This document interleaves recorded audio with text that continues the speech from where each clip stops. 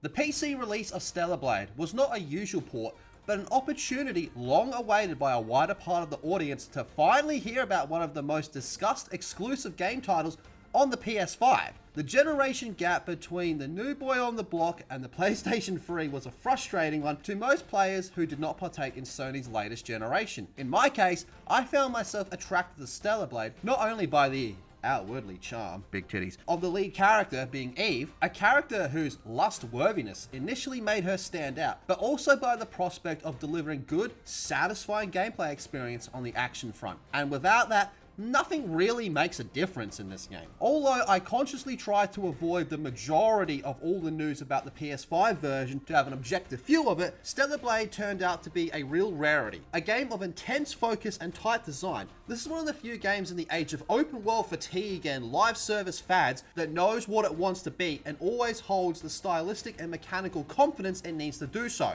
It combines sci-fi post-apocalypse, rhythmic-based parries, and emotional storytelling that brings to life the pulse of games such as Bayonetta and Nier Automata, but also establishes a niche based on Korean drama inspiration and planned pace of action and conversation. The PC version did not come without a fuss. The instant reaction to de novo DRM brought back the arguments about the trade-offs. Value pricing was also an irritant, and the wisdom of full price port was questioned by many. Before it was confirmed untrue, rumor had it the PlayStation Network logins and region locking had come into effect, adding fuel to the flames. Nevertheless, its release turned out to be exceptionally successful. Stellar Blade was released with powerful capabilities such as ultra-wide support, unlocked frame rates, and a high sense of polish. It was hailed as one of the stronger PC ports that recent memory has known. And then tack on the instant rush of adult stuff mods, giggity, and discussion of censorship, and you end up with a release that is not just technically competent, but with some cultural baggage.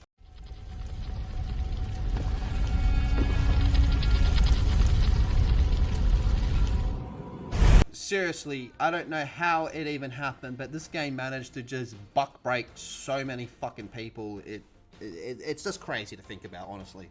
So whenever I do these types of reviews, I do tend to talk about the performance that I experienced with the game. And when it comes to PC performance and specs, I'll be honest, I'm kind of retarded.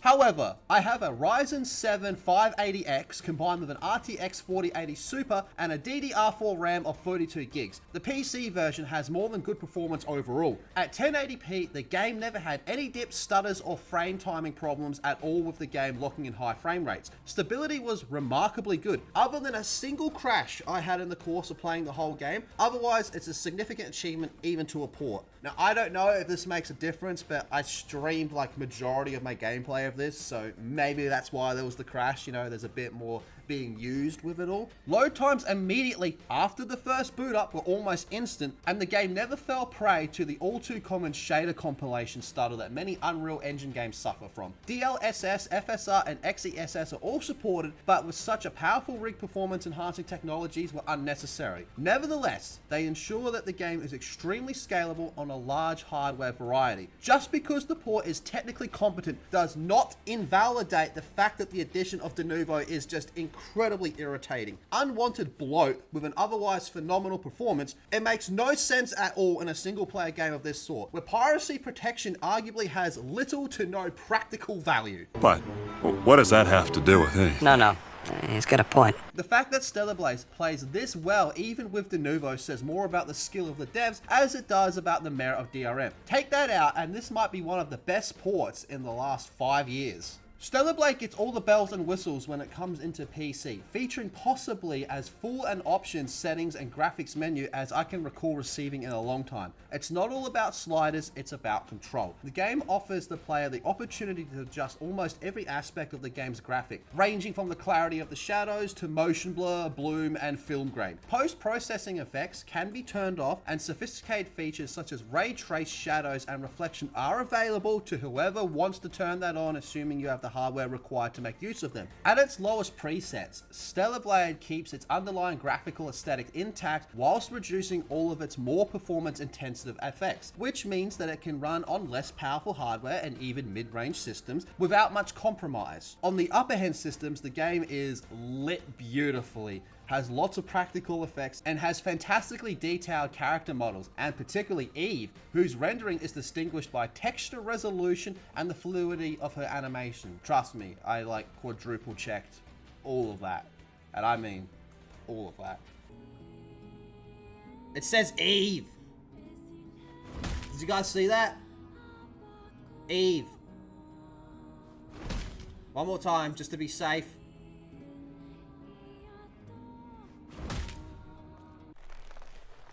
Seriously? What? I just heard you get hard. The environmental design is towards a dystopian cross of beauty and destruction, with minor effects of weather and atmosphere lighting, which adds to the immersion. Though head to toe, the game is presented neatly. Individual background textures in more significant hub environments may look two-dimensional during examination, and the quality of other NPCs is noticeably not as good as key characters. However, there are a few blemishes within the otherwise eye-pleasing package. I personally cannot report any serious visual bugs, pop-in, or LOD problems, which is a treat, as this port seems PC native and not just ported over to it.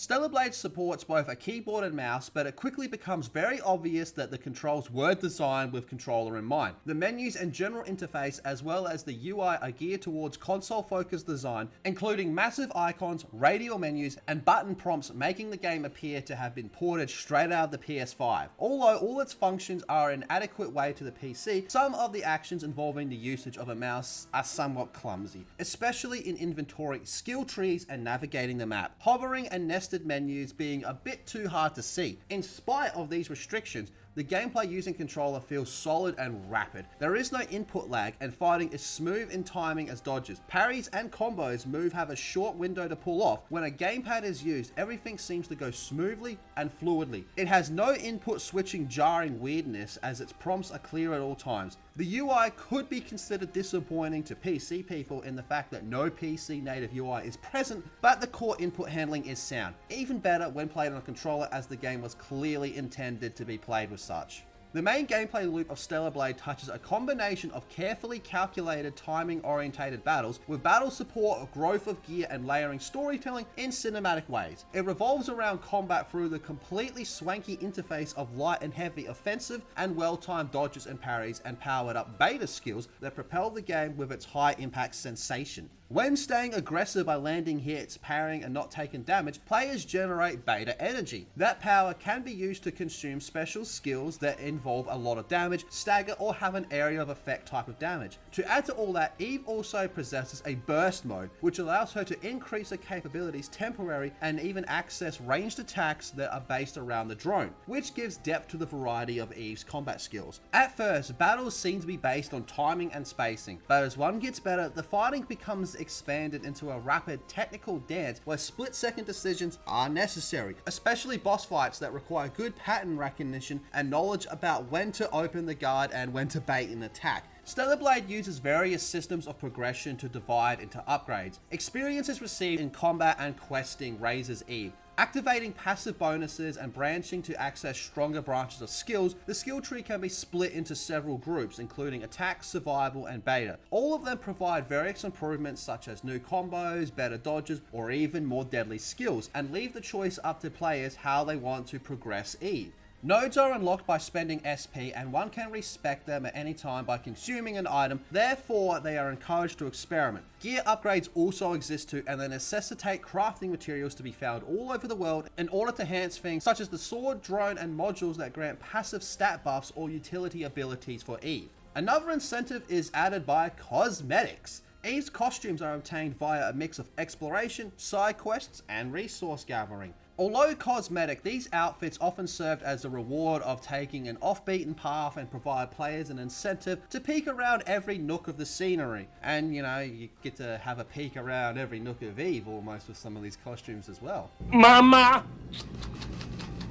Exploration consists of a combination of linear corridors and semi-open hubs that are full of NPCs, side quests, and some optional submissions. Such sequences provide a pleasant breather in terms of pace, giving the players the opportunity to explore either the more tranquil side of the world or further research its mythology. Even light platforming and the traversal puzzles are used to mix up the game, and the map and waypoint structure are only to make sure that one can read objectives without too much hand-holding. All of this plays more smoothly on the PC, faster frame frame rates increase the readability of each animation and responsiveness of the combat inputs. Parries become more timeable with any game that's above 60 frames per second. And spatial awareness, visibility to make sense of the chaotic fights. The large bosses are clear in ultra-wide resolutions or high-res textures. Load times in the SSD are close to instant and avoid interruption of the action of death or fast travel. Now, with that in mind, there are some minor technical glitches. There is a set amount of delay on the healing animation, and this can be quite punishing. Considering that some of the heated battles are split second can mean the difference between a win and a loss, and although parrying is one of the most rewarding mechanics to use in this game, it does sometimes feel a bit uneven. Especially in high fast hit patterns, there is sometimes less of an obvious feel of the way to get a parry. The difficulty curve of Stellar Blade is decent yet challenging. It starts simple in the early hours, but the last half of the game as well as the boss fights pick up in the pace big time. These endgame fights will put your knowledge to test and have decreased windows of opportunity, quicker patterns, and the consequences are much more serious. Luckily, not all of these challenges are upper limit, as the game has several settings for the difficulty level, and the PC version has better performance, softening the sharpness of these obstacles, allowing you to learn the schemes and responsiveness to be more organized. There's also an item in this game that you can use once per life, which just straight up resurrects you, so there's that as well. Overall then, Stellar Blade provides one of the most refined and fun action game loops I've played in quite some time, and playing a PC which is much more responsive and customizable could be the answer to the best way to enjoy this game. Stellar Blade is a highly ambitious game, but in regards to its storyline, the ambition is deceived by unoriginality, shallowness, and emotional resonance. The story is not necessarily awful, but rather adequate, enough to lend certain level of detail to the action, but in a game that desperately wants to be regarded as serious, this amount of basic narration, it's just not enough. It's not enough, okay? It's simple as that. Particularly when it steals so much of the work from other games such as Nier Automata and Nier Replicant, both of which produced far richer, personally impactful, and philosophical provocative stories that had the tendency to remain in the mind and the heart of the player even after the credits have rolled. The game does start well. The planet is infected with monstrous beings that are named Natiba, and they have taken over the Earth, and the human population has been displaced to space. Yes, this is really sounding like Nier Automata, isn't it? You take control of Eve, a citizen of the brave 7th Airborne Squadron who has been sent back to Earth in an attempt to take the planet back and make the future for humanity again. It's a decent sci-fi fiction premise that paves the way to adventure, mystery, and some grey morality. But it soon becomes obvious that Stellar Blade is rather focused on the utilization of recognizable narrative patterns rather than the development of them. Ever since Eve lands on the planet, the rhythm becomes very much a formula you'll pick up on. Find a ruined town, meet several survivors, get shards of forgotten past, defeat a great boss, repeat. The game flirts with more profound concepts like what is it to be human, and the burden of memory, what it means to survive when morals are concerned, but seldom does it expand on these ideas in anything but exposition. Instead of constructing experiences that neutralize a player to experience their emotions, the story instead tends to tell a player what to think and what to feel. And Eve, being the main character, is rather curiously underrepresented as a protagonist. It's clear that her design itself is the key point behind the marketing of the game. God damn, look at that booty! It's hyper feminine and stylish and actively sexualized nature, and don't get me wrong, I'm all for that, but there's not much revealed about her inner world. How this happened and how her character became different is revealed by sudden emotional shifts and dramatic cutscenes that don't feel like the result of character progress. Her response to big news often comes off as cold, particularly giving a few lines or tone with little emotion. Consequently, her change throughout the game is not substantial. There's very little character development. This is aggravated by the way Stellar Blade treats relationships. Focused characters such as Adam and Lily and Oracle are used as they appear fast, accompanied by little background, and immediately start addressing Eve with exaggerated intimacy and emotional predisposition. The game pre-purposes the kind of intimacy between these characters which the game does not actually deserve. This leaves an unnatural mismatch in tone. Characters are talking as though they've been through life-changing events together, yet the player has only been shown a couple of minutes worth of interaction at times, and often comes across as the game wants the player to really feel a connection between characters that they barely know and characters that have barely met Eve for any extended period of time.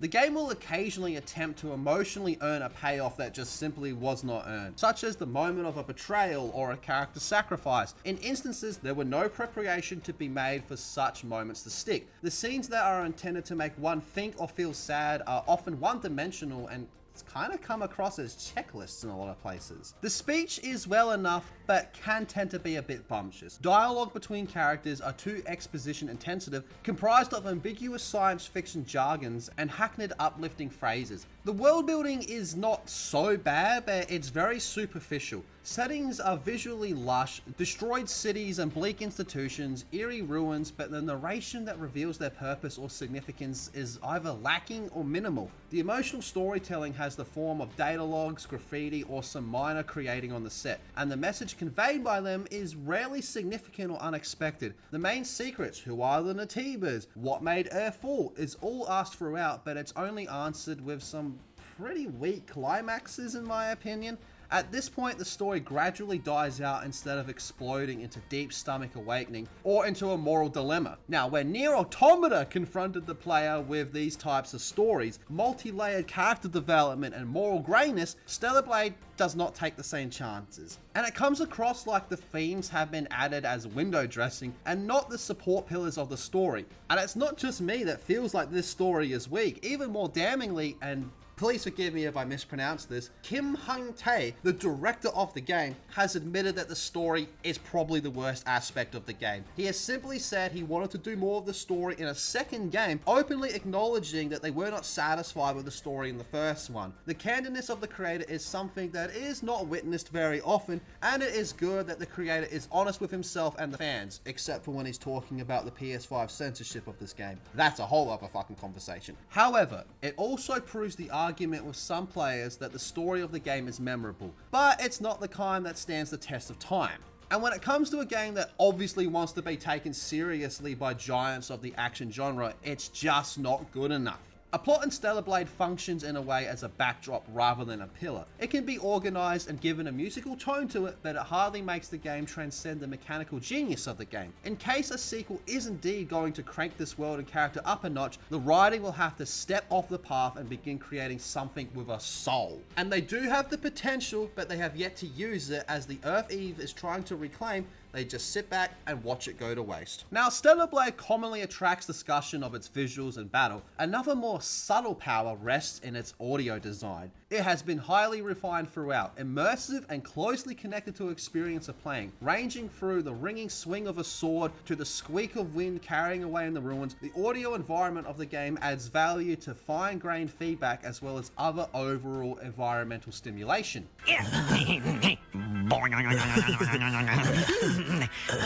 Battle effects are clear and quick to react. Each of the parries is punctured by a pleasant metallic ping.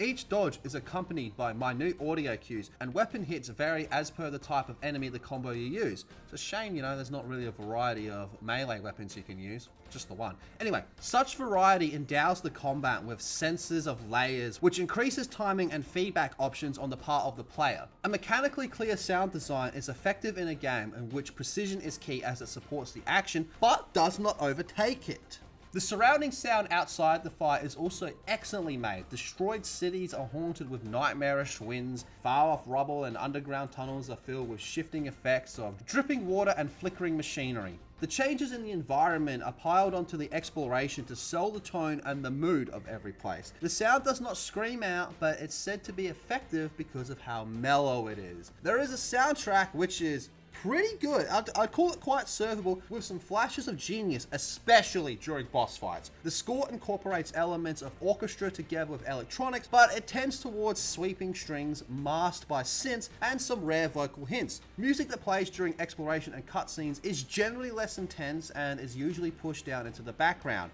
These ambient tracks do give good backing to the tone. Meanwhile, music in the important fights against bosses raises the stakes. They are well layered and energetic, coming at the very right point to serve the emotional mechanical purposes. The score itself might not be as iconic and memorable in such famous games like Nier Automata. Yes, there's a lot of Nier Automata references in this review, isn't there?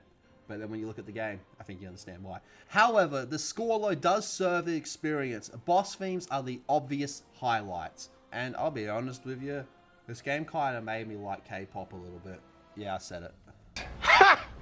Gay! Now, I did play this with the English dub, and the voice cast, similar to the story, is decent, although a bit uneven. Eve is very clear and straightforward in her stoic performance, but when emotional performances are needed, the acting tends to be a bit stiff or out of touch. The supporting cast I believe to be very passable, but some have said that the characters can sound a bit too rigid in the delivery of the exposition-heavy lines. The effect is a cast of voices that will never take the story off track, but will seldom take it to another level. And of course, there was a number of significant alterations between the PS5 and PC versions of Stellar Blade that need to be noted, especially those related to costume design and the visual aspect of the game. Some of the more revealing costumes that could be found with Eve, which are in the PS5 version, are either scrubbed or censored, and they have been restored to their original non-modified form on the PC. Perhaps this is because of the policy of the platform, since storefronts on consoles generally have more restrictive policies on content. However, the PC version takes the stylized fan service inspired aesthetic of the game head on, providing the audience with a more complete scope of what the team of developers did originally intend, despite what the CEO or director of this game tried to tell you when the game launched on PS5.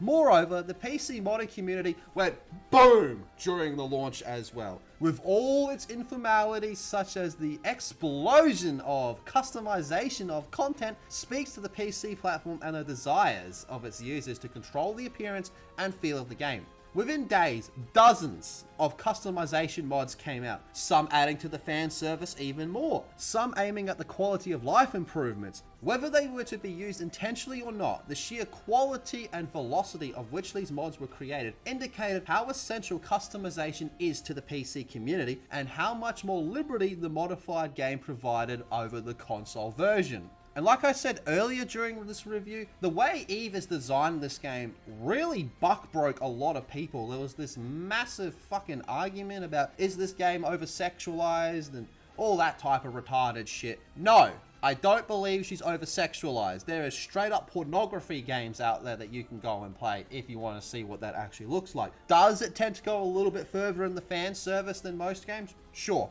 Absolutely it does, even without the mods. I don't really see what the problem with that is, okay? Especially in this day and age. It's a bit of a breath of fresh air in all honesty. Now, this one does also have a little bit of a drawback to it though, because on one hand, you had all these retards screaming about how it's over-sexualized and they were crying, complaining, but on the other hand, you have people out there that just, that's all they want to talk about. They don't actually play the game, or they're incapable of actually putting out their thoughts of the game, because they didn't fucking play it, but they're incapable of actually raising any points for or against the game. I'm much more interested in that, you know? Do we want to talk about her titties? Fine, I'm more than happy to talk about her titties, but there's more to this video game than Eve's titties. Okay? Simple as that. But with all that, it is pretty interesting to remember that leading up to the PS5 launch of this game last year, that Shift Up did make a pretty strong stance against censorship. They even put out a post with a big red X saying no censorship, that they're against censorship, only to then censor the game because the director straight up fucking lied to everybody and said that was the intended version of the game. And yet when you play the PC version, you can actually see the intended version, okay? Look, he did lie. Cut it any way you want it. While I do respect him for admitting the story is pretty weak, he did lie when it came to censorship on all this type of stuff, right? I personally would have had much more respect for him if he came out and said, look, we intended for this to be the way it is, but Sony stepped in and we had to abide by PlayStation's whatever bullshit, so we did have to make some compromises. I am sorry, all right? I think there's much more respect in that as opposed to just outright lying about the whole situation. But that's not the only drama surrounding this game. The inclusion of De Nouveau in the PC port of the Stellar Blade has generated immediate backlash, and I am all for that. We should be pushing against De Nouveau in any fucking game. And when the game finally hit the market and performed well, with technical merits largely complemented, the backlash has a point, at least theoretically. To several players, De Nouveau is an anti-consumer model of the DRM, and I'm one of them, which is typically characterized by performance penalty, hardware restrictions, and the absence of preservation, which I cannot stress how much I don't like De Nouveau. Despite the fact that Stellar Blade runs incredibly well even with De Nouveau, the very fact that this game existed with De Nouveau is a problem. And the PC audience has repeatedly expressed that such DRM does not have any business in new releases anymore, especially in single player games where there's no online economy to defend. And although the much beloved launch day demo allowed regaining a part of that trust that was lost, proves that the game could run gloriously with De Novo in action, the greater problem does still exist. If it runs this well with De Novo, imagine it without. And what made the reception of Stellar Blade one of the most infuriating situations to ever hit the world of Western gaming media was just how readily its real quality was replaced by manufactured outrage. Rather than analyzing the combat system, the layout and structure of its levels, or the pacing, at least the lackluster aspects of its story, a good portion of the discussion centered around the image of Eve and the debate of fan service aspects in the game. Surface level outrage fed on by headlines, think pieces, and social media commentary, with the game serving as a polliton to more significant arguments over character design or sexism in gaming, or the objectification without much context or depth. It just became so fucking tiring, didn't it? And unfortunately, this did change the discourse of the game, making it a cultural debate rather than a game worth of serious dialogue. The subtle approach it makes to its mechanics and the technical depth of the game, even its artistic design, had their voices muffled by redundant discussion that says very little about the actual game. In the meantime, much of the gaming community was just playing a well-produced, fashionable action game, but that passion was occasionally discounted or overlooked by the media that finds this kind of attention more likely to gain clicks than earn its respect. I cannot fucking wait for all these dog shit outlets to finally close down, and then you have all these fucking retards have nothing to talk about after. People are gonna actually have to start playing games to talk about games. Being a Korean production, Stellar Blade differs from what currently rules the Western AAA industry, and I was right the first time. And that is one of the things that makes it a welcome alternative. The style, the tone, and the way in which it's been presented, at least on the PC version, are uncompromising, with a lot of contemporary design expectations and cultural sensitivities that tend to influence the development of Western games. Instead of changing its ambitions to fit the ever squeamish generalized expectations of Western publishers and their gay-ass fan bases, Stellar Blade sticks with its aesthetics, its choice in narrative, which I don't like, and clear sense of artistic identity. Now, such cultural differences can be seen as one sources of media engagement concerning the game, where a good chunk of Western outlets were only looking at Eve's design or the tone of the game as the problematic issue. The average player was more interested in receiving a well-built, good-looking action game that has nothing to apologize about, except maybe for a lackluster story, which the director even admitted. It makes no concessions, does not water down its image, and does not attempt to appeal all people. Like Arrowhead said, a game for everyone is a game for no one. And it does achieve this vision, and even if the players do not vibe with it, the degree of which there is a sense of consistent philosophy and purpose behind the development of the game is something that is refreshingly uncommon in the modern gaming industry. Stellar Blade is in sense a lesson that various parts of the world are capable of treating game design with their artistic bias. Games do not all have to be perfectly acceptable to Western critical form, and when a game like this is putting challenge to such norms, it must be considered a point of strength and not that controversial.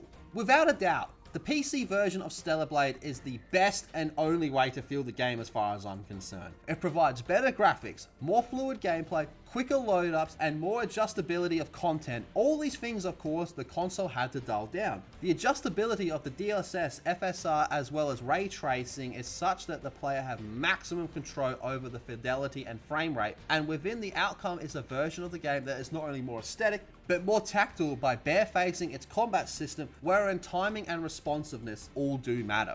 The UI is still in the console first era, and the game will obviously be better with a controller. However, these are not really big issues in what is generally a very well optimized port. Throw in the modding potential and it's made obvious that the PC edition of this game should be considered the best way to play. Stellar Blade is a beauty of action design. It looks amazing, it is tight, and it's not afraid to take its time. The fighting is straight up cocaine, and the presentation is definitely at a high level. It is, however, also a game where the lack of one of the most crucial aspects of this game is the story, unfortunately. Nevertheless, Stellar Blade is a good game. I would go as far as to say it's a very good game, and one that I do definitely recommend. Unfortunately, the story does drag it down quite a bit, but the potential for the sequel is very, very high, provided that they put as much effort into the upcoming story as they do into the combat, and we could have something truly special on our hands in a few years. Stellar Blade is visually stunning, mechanically sharp action game that excels in style and combat finesse, but it does stumble when it comes to storytelling depth. It's a game that knows how to thrill in motion, even if its narrative voice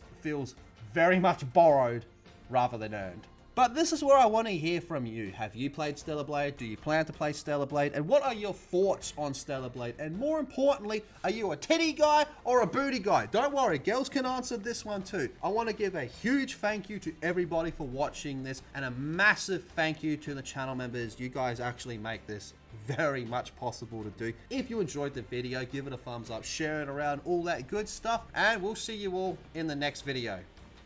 But god damn, that bitch got some nice titties on her.